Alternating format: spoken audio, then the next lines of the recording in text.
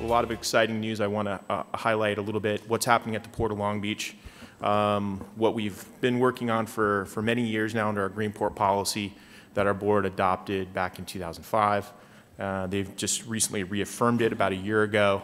So their commitment is part of our DNA now when we start to talk about balancing what we do on a day-to-day, moving cargo, international cargo. We are a major port and gateway for moving containers, but not just containers. We also do non-container cargo as well. Lumber, automobiles, there's liquid bulk crude that comes in as an import. We also have exports as well. How many of you have been on a port, been within the port complex or been on a port tour on the water? Raise your hand. Okay, that's a good mix there. So you kind of get the breadth of the magnitude of the types of operations that take place at the port. We're a landlord port. We do not handle the day-to-day operations. We lease out our facilities. We build the infrastructure and we lease out the facilities. And there's marine terminal operators and a lot of other stakeholders that really take part in the day-to-day operations of the port, both on the water, on the land side, and within the region. Why is energy important to the Port of Long Beach? Why is it important to our city? It's very important. A little over 10 years ago when we first launched our Clean Air Action Plan, and kind of starting here with the drivers, we worked with the Port of Los Angeles, and the focus there was moving and focusing on the mobile sources. So the trucks, the trains, the vessels, cargo handling equipment, tugboats, things of that nature that help support the operations, as well as cargo handling equipment, which is on the marine terminals. And a large part of the focus 10 years ago was getting clean emissions, cleaner diesel, less combustion overall. We did a really good job, I think, working with all of our stakeholders, working with the community, working with the regulatory agencies. Today, overall, we've exceeded the overall goals, and we've met our compliance for attainment for federal standards for at least 2014. We're on a good trajectory of where we need to be. However, this basin and where we sit in Southern California, we still have a lot of challenges. And the port overall still contributes to the overall air quality. But I think, as I stated before, we've had at a really good start. We have a great foundation. One of the things that we see moving forward, and one of our projects, one of our premier projects, is our Middle Harbor project. That really is state of the art, is by far the greenest and most efficient container marine terminal in the United States, and I would say the world when it comes to green. And the reason why I say that, it's a fully automated terminal in terms of the systems that it utilizes. It's fully electrified. When the ship comes to berth, it literally within an hour, it shuts off all its engines, all auxiliary engines, plugs into shore power. And that's one of our bigger initiatives that we embarked upon, spent hundreds of millions of dollars upgrading our infrastructure to allow for vessels to plug in and shut down their combustion engines. And so when that ship gets there, it shuts down everything from the cranes that load and unload the vessel to the automated guided vehicles, manless. There's no drivers whatsoever. It's all electric and very state-of-the-art. The box comes off, the crane gets put on the AGV, it goes over to a stacking crane, which is also automated and fully electric, and then it goes in and the box is placed accordingly. And it's very systems driven, and a lot of that's controlled within a larger building. And then it gets either put on a chassis, on a clean truck, goes out the gate, or gets put onto rail, which we have is very important when it comes to a modal switch and having less trucks on the road, putting more on rail. It's much cleaner, it's more efficient. And so everything within the fence line is zero emission.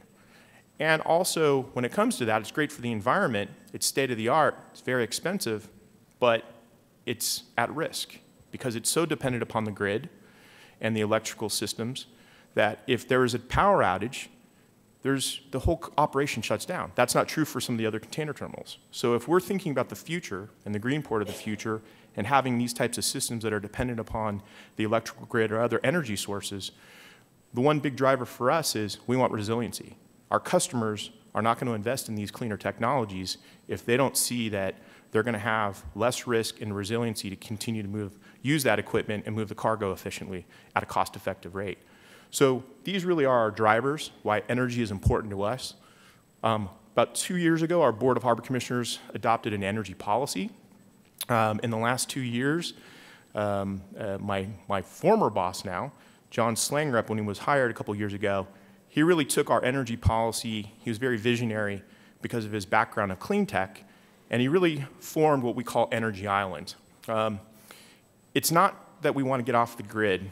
It really is focused on where we want to be in the future in terms of the different systems and having that resiliency built within the context of the harbor complex, so that working with Southern California Edison to move forward in the near term and the long term, things such as battery storage and things that I will kind of cover a little bit in the presentation here, that's really what the focal point is. We're not a utility. That's not part of our mission.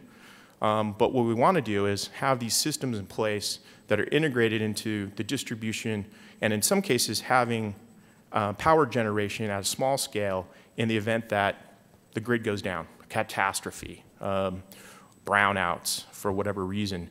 A little over a year ago, here in Long Beach, our downtown was shut down for 3 or 4 days.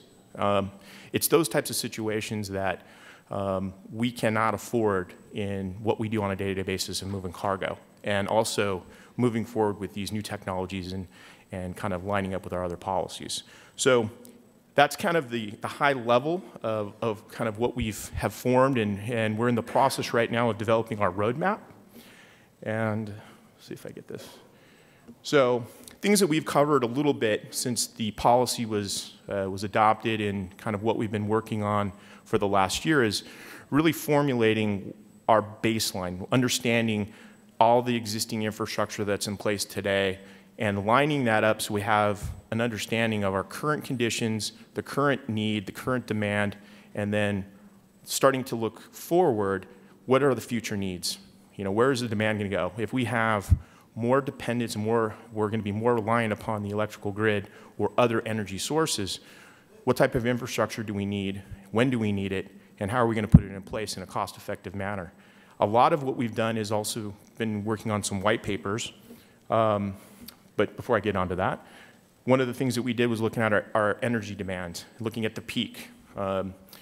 We had done some electrical studies years ago, looking at our current electrical needs in the infrastructure, but it did not account for things such as shore power, as I alluded to earlier. Therefore, our assumptions from previous studies about our future demand was much lower than what we know today will be the future demand, because of more and more ships plugging into the grid. That's more energy, more demand there. And so this is what we have today as our baseline. What we're estimating, and we're going to be doing a future demand study based upon different scenarios and assumptions of what the port's going to look like. But really, it'll be about 3 times, 4 times in some cases, depending on how far we go with certain technologies in terms of the demand. So what we've done is really collected a lot of information. We've gone through looking at a variety of white papers, really brainstorming, dealing with these types of technologies. Just like 10 years ago, it's not part of our mission per se. It's not something we do. We're not like Southern California Edison or other utility. You know, that's their mission. That's what they do. So what we've been trying to do is put together a list of things that's out there. We don't want to reinvent the wheel. We want to find technologies that seem to fit with that will work well in the overall port environment and our operations.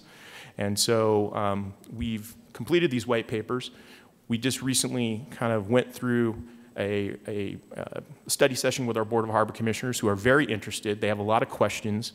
They have some concerns because, once again, we're not in the energy business per se, but it's going to be important for us as part of infrastructure and our future operations. They understand that, but they want to understand also how are we going to do it and how are we going to do it in a cost-effective way. And really, should we be doing it, or how do we work with other partners and stakeholders? We've also formed some advisory groups that include our utility, our Southern California Edison is very much a player. We either meet with them individually or as a larger group. They have a lot of strategic goals about where they're headed in terms of the current distribution and some of these systems. So I think it's timely that we're talking about it, planning forward, being strategic, and aligning up with them, as well as lining up with other stakeholders, including the city. One of the things that we hope to do is, as we start to think about a roadmap and strategic implementation of some of these systems, is not just resiliency within the context of the port, but how can that also kind of trickle out into the local communities or even close to downtown. The proximity of where we are today, where the complex is, there could be some opportunities there that what we put in the port could also have some sense of resiliency and security for the city as a whole, not just the port operations. So those are some of the goals, and hopefully over time, once we have a roadmap laid out here in the next 6 months, we're going to start to move forward with some demonstrations. So here's a little bit of our near-term strategies. We want to continue to move forward with development of a roadmap, taking a lot of what we've learned from our white papers and a lot of discussions with other stakeholders. We've outlined a couple demonstration projects that we would like to move forward in the next year, implementing certain different types of technologies, things like battery storage, fuel cells, energy management systems, as well as expanding upon our renewables such as solar. We did look at a study that looked at wind generation as a renewable within the outer harbor. Frankly, we just don't have the wind profile here in Southern California that would be feasible to have that type of a wind farm out in the outer harbor like you would see in Europe and other places that have a stronger wind profile. That's not to say in the future, if there were certain technologies that seem to fit within the context of the wind profile we have here, that we wouldn't look at it, maybe even demonstrate it at some level. But that's kind of that looking at what should be our priorities, where should we start, and that's going to be part of the near term here. We've established, working with Southern California Edison, what we call an efficiency rebate program. Edison already has a lot of programs working with their customers to change out lighting and do other things that are more efficient and cost savings. And so what we've done is we've added an additional incentive working with our customers, our terminal operators, working with Southern California Edison to try to incentivize and get some movement on what we call the low-hanging fruit with the existing infrastructure. Definitely combining our energy roadmap with, we're just upon working with the Port of Los Angeles, expanding upon or updating what we call our Clean Air Action Plan, and we call it a CAP 3.0. And that's really going to be a document looking at the future of course, the next 15 to 20 years, lining up with what we need from an air quality standpoint, really near zero to zero emissions at certain sources, trucks, heavy-duty trucks, really pushing forward with a new Clean Trucks program, looking at a variety of different energy sources and technologies. And part of that is what type of infrastructure will we need in the port and within the region to support that type of an operation as we move forward. And that's where our energy initiative, Energy Island, will be kind of combining both infrastructure and lining up with other clean initiatives that we have. We've been very good over the course last couple, probably 10 years with deployment of different technologies on the mobile sources, trucks, hovercraft. We have the first hybrid tug that we invested with the Port of Los Angeles and Foss Maritime. And we want to continue that. And so we're going to continue to push different technologies and demonstrate them within the port environment and for us, since we don't operate the terminals and make certain decisions, what we want to have is a complete toolbox that anybody can pick and choose different technologies that are going to help them get to our overall goals from a port complex and operations. Not every terminal operates the same. They're a container terminal. We have 5 of them, and I guarantee you all 5 of them have different needs and different ways they want to operate. And so we want to have that toolbox for them to pick and choose, but still reach end goals where we need to be as an operation of a port complex and a community as well, clean community. So that's a little bit of the near-term strategies. I talked a little bit briefly earlier about our pilots. We have our maintenance facility that actually at one point in time, we're currently building on the corner of Ocean and Magnolia as part of the Civic Center. We're going to be back here in downtown, hopefully in about 3 or 4 years, and we'll be part of the bigger Civic Center project that's been launched. But at one point in time, we were going to build a new building at our maintenance complex facility. And what we ended up building, we overbuilt our solar arrays, our renewables, because we thought it would link up to the new building. And so what is happening out there right now is we're generating a lot of electricity, but it gets dumped, it gets lost, because when we're generating it, it doesn't get used. We don't have enough need at the facility, and then it gets kind of dumped into the grid, and then there's just a loss. So one of the things we want to focus there is battery storage and energy management. Take that energy that's not being used, store it, and then reuse it and balance out the overall profile of the energy, cost savings, so on and so forth. So that's one of the pilots we want to do, as well as a few other system demonstrations and strategies as well. And then we have our Joint Command and Control Center. It's very vital from a security and a resiliency there that we have systems in place that 24/7 we can have power going so that we can't afford to have those systems down for a variety of reasons. So we're going to be looking at expanding solar there, looking at a fuel cell in terms of generation and some other management systems, once again as a demonstration. The good location there is we're going to be building a new fire station right next door. We have our port pilots facility, which are very vital when it comes to protecting the port and serving the port. And so hopefully from that demonstration, we can think about how that would be expanded to those vital services as well.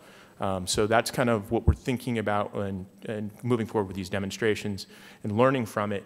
And it's not so much going back and retrofitting and spending a lot of money doing that, but as we move forward with looking at what the green port of the future looks like, our future redevelopment, future infrastructure, hopefully we can take that and integrate that into our design, into our specs, and that's hopefully where we start to see some of the cost effectiveness when we think about the big picture of redevelopment in the port and how this fits into our future operations.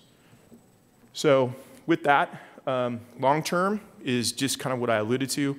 Learn from that, build an overall long-range plan, looking at 10 to 15 to 20 years and lining that up with a lot of other initiatives, including our future operations and development. So with that being said, I'd be more than happy to answer a few questions, and thank you for having me and letting me talk to you about what we're doing with energy.